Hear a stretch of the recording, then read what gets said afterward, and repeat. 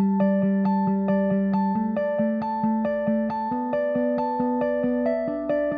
interesting product of this Medicaid redesign is, for instance, the behavioral health carve-out.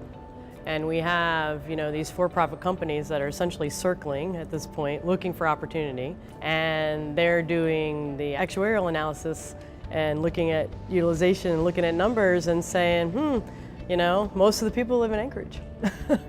And if we're going to build something, we got to start there. Well, where we are in Matsu is most of the behavioral health services, in terms of a complete continuum of care, have been built in Anchorage. It doesn't mean that Anchorage has adequate access. I'm not making a comment about that, but they have far more of SAMHSA's good and modern continuum of care for behavioral health built out than we do in Matsu.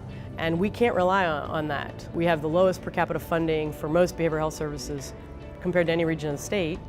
And so how is that going to benefit us in this new arena when the focus is still really on Anchorage and that continuum of care? Then the onus is on us. What we think we have to do is come to the table with something that no one can ignore.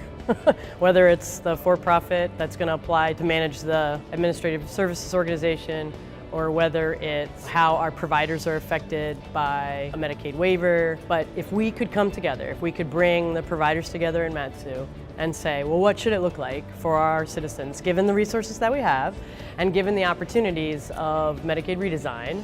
Could we design something where we work better together, that increases access, that delivers outcomes, and that we can measure, and really, frankly, should be more cost effective for the dollars we're spending?